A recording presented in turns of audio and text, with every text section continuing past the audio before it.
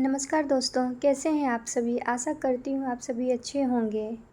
मैं कई दिनों से वीडियो नहीं बना पा रही थी। मेरे घर में कुछ काम आ गया था जिस वजह से मैं बिज़ी थी। मैंने पिछले क्लास में चैप्टर 2 स्टार्ट किया था, भारतीय संविधान के विकास यात्रा का क्रम, जिसमें से हम कुछ पार्ट का रिवीजन किए थे। आज उसके आगे के पार्ट का रिवीजन करेंगे। तो चलिए रिवीजन शुरू करते हैं। इसकी पिछली क्लास में हम 1784 का पिट्स इंडिया एक्ट के बारे में कुछ पॉइंट रिवीजन किए थे। आज हम उसकी विशेषता के बारे में रिवीजन करेंगे। 1784 के पिट्स इंडिया एक्ट में यह प्रावधान किया गया कि ब्रिटिश कंपनी द्वारा भारत में जीते गए क्षेत्रों को ब्रिटिश आधिपत्य का क्षेत्र कहा जाएगा। इसको याद रखना है दोस्तों। नेक्स्ट पॉइंट है हमारा, इस एक्ट में यह प्रावधान किया गया कि ब्रिटिश कंपनी के राजनीतिक मामलों में देखरेख के लिए बोर्ड ऑफ कंट्रोलर का गठन किया जाएगा। किस एक्ट के तहत? 1784 के पिट्स इंडिया एक्ट के तहत। नेक्स्ट पॉइंट, इस एक्ट के तहत द्वैध शासन की शुरुआत हुई जो 1784 से 1858 तक रहा। किस एक्ट के तहत द्वैध शासन की शुरुआत हुई? 1784 का पिट्स इंडिया एक्ट के तहत। ऐसा हम इसलिए कह सकते हैं क्योंकि बोर्ड ऑफ कंट्रोलर कंपनी के राजनीतिक मामलों को और बोर्ड ऑफ डायरेक्टर कंपनी के व्यापारिक मामलों को देखा करता था। बोर्ड ऑफ कंट्रोलर कंपनी के राजनीतिक मामलों को और बोर्ड ऑफ डायरेक्टर कंपनी के व्यापारिक मामलों को देखा करता था। नेक्स्ट पॉइंट है हमारा, 1784 के पिट्स इंडिया एक्ट में संशोधन 1786 में हुआ, जिसे 1786 का अमेंडमेंट एक्ट कहते हैं। 1786 के अमेंडमेंट एक्ट में यह प्रावधान किया गया कि जो बंगाल का गवर्नर जनरल बनेगा उसी को सेना या कमांडर इन चीफ माना जाएगा। 1786 के अमेंडमेंट एक्ट में यह प्रावधान किया गया कि जो बंगाल का गवर्नर जनरल बनेगा उसी को सेना या कमांडर इन चीफ माना जाएगा। नेक्स्ट पॉइंट है हमारा, इस प्रावधान के तहत लॉर्ड कॉर्नवालिस जब 1786 में बंगाल का गवर्नर जनरल बना तो फिर वह कमांडर इन चीफ भी बने। इस पॉइंट को याद रखिएगा दोस्तों। अब चलते हैं नेक्स्ट पॉइंट पे।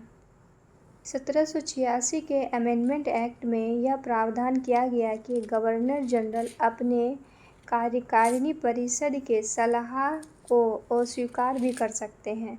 अर्थात इस एक्ट के तहत गवर्नर जनरल को विशेषाधिकार यानी वीटो का अधिकार दिया गया है। नेक्स्ट है हमारा 1793 का चार्टर एक्ट। इस एक्ट का प्रमुख विशेषता इस प्रकार है।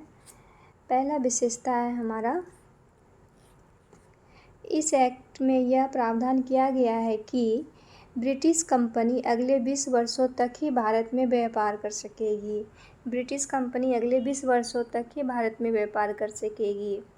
यानी हम यह कह सकते हैं कि ब्रिटिश कंपनी के व्यापारिक एकाधिकार को सीमित करने का प्रयास किया गया। किस एक्ट के तहत? 1793 का चार्टर एक्ट के तहत।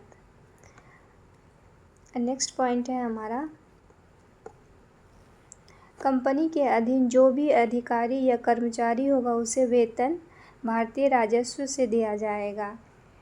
कंपनी के अधीन जो भी अधिकारी या कर्मचारी होगा उसे वेतन भारतीय राजस्व से दिया जाएगा। ये किस एक्ट के तहत कहा गया है? ये 1793 के चार्टर एक्ट के तहत। नेक्स्ट है हमारा 1813 का चार्टर एक्ट। इस एक्ट के तहत ब्रिटिश कंपनी के व्यापारिक एकाधिकार को समाप्त कर दिया गया, लेकिन भारत में चाय और चीन के साथ व्यापार करने का एकाधिकार अब भी ब्रिटिश कंपनी को प्राप्त था। चाय और चीन के साथ व्यापार करने का एकाधिकार ब्रिटिश कंपनी को ही प्राप्त था। यानी कंपनी के व्यापारिक एकाधिकार आंशिक तौर पर समाप्त किए गए। आंशिक तौर पर समाप्त किए गए। ठीक है। नेक्स्ट है हमारा,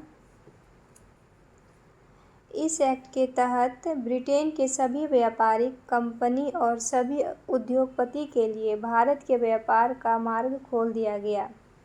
किस एक्ट के तहत? 1813 के चार्टर एक्ट के तहत ब्रिटेन के सभी व्यापारिक कंपनी और उद्योगपतियों के लिए भारत के व्यापार का मार्ग खोल दिया गया। नेक्स्ट पॉइंट है हमारा, इस एक्ट में यह प्रावधान किया गया था कि भारतीय शिक्षा पर प्रति वर्ष 1 लाख रुपया खर्च किया जाएगा। किस एक्ट के तहत? 1813 के चार्टर एक्ट के तहत यह प्रावधान किया गया था कि भारतीय शिक्षा पर प्रति वर्ष 1 लाख रुपया खर्च किया जाएगा। नेक्स्ट पॉइंट है हमारा, 1813 के चार्टर एक्ट के तहत ईसाई मिशनरियों को भारत में बसने की अनुमति दी गई तथा ईसाई मिशनरियों को भारत में ईसाई धर्म प्रचार करने की खुली छूट दी गई। किस एक्ट के तहत ईसाई मिशनरियों को भारत में बसने की अनुमति दी गई तथा ईसाई मिशनरियों को भारत में ईसाई धर्म प्रचार करने के लिए छूट दी गई? 1813 का चार्टर एक्ट के तहत। नेक्स्ट है हमारा 1833 का चार्टर एक्ट। इस एक्ट के तहत कंपनी के व्यापारिक एकाधिकार को पूर्णतः समाप्त कर दिया गया और कंपनी को भारत में शासन प्रशासन करने की अनुमति दी गई, अर्थात ब्रिटिश कंपनी जो एक व्यापारिक कंपनी थी उसे प्रशासनिक कंपनी में बदल दिया गया। ब्रिटिश कंपनी जो एक व्यापारिक कंपनी थी उसे प्रशासनिक कंपनी में बदल दिया गया। किस एक्ट के तहत? 1833 का चार्टर एक्ट के तहत। नेक्स्ट पॉइंट है हमारा, इस एक्ट के तहत यह प्रावधान किया गया कि कंपनी के अधीन होने वाली नियुक्ति में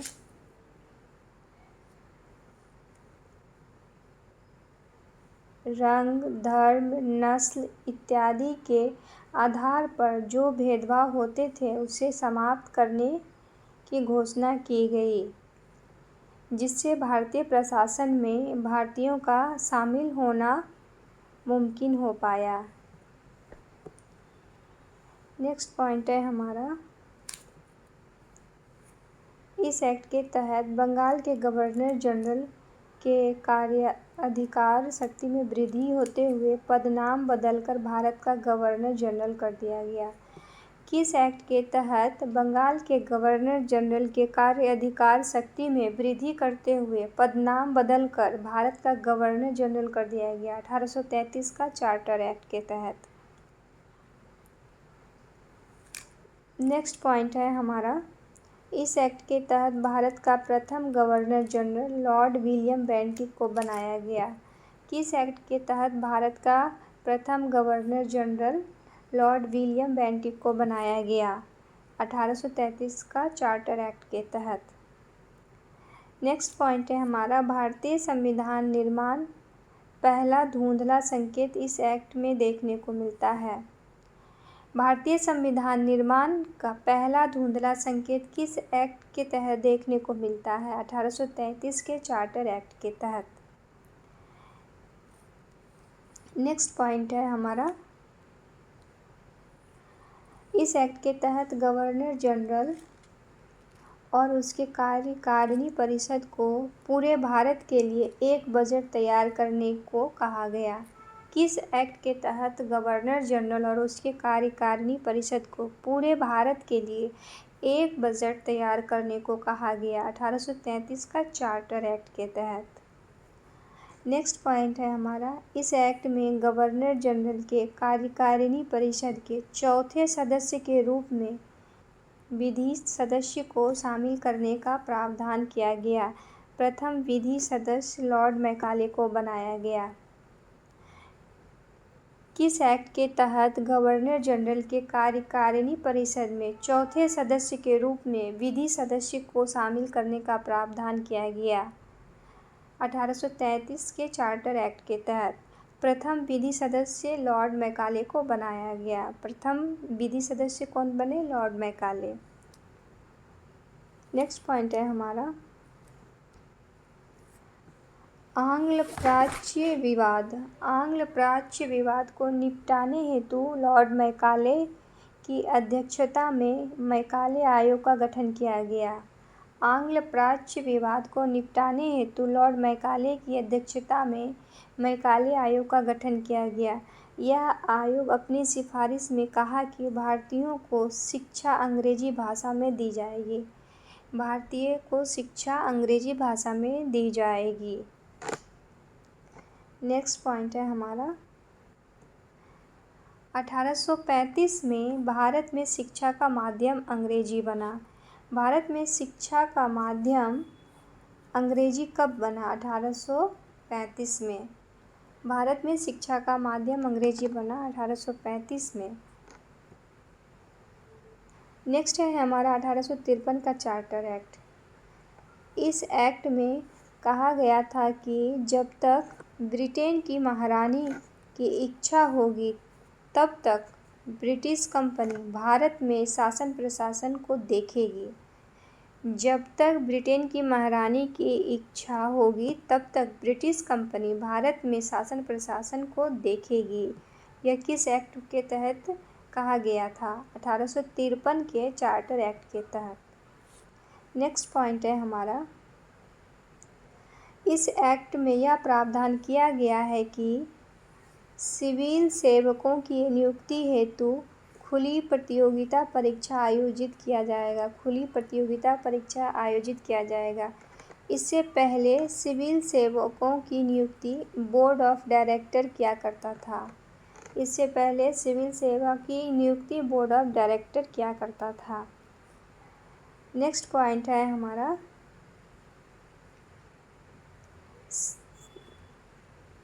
सिविल सेवकों की नियुक्ति हेतु प्रतियोगिता परीक्षा आयोजित करने वाला विश्व का प्रथम देश चीन बना। सिविल सेवकों की नियुक्ति हेतु प्रतियोगिता परीक्षा आयोजित करने वाला विश्व का प्रथम देश चीन बना।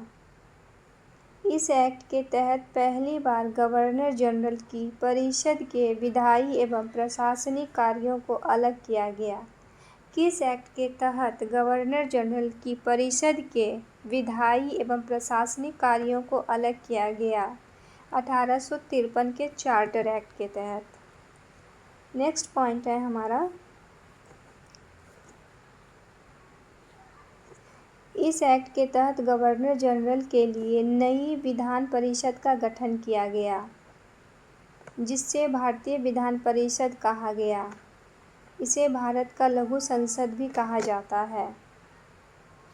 इस एक्ट के तहत गवर्नर जनरल के लिए नई विधान परिषद का गठन किया गया। किस एक्ट के तहत? 1853 के चार्टर एक्ट के तहत, जिसे भारतीय विधान परिषद कहा गया।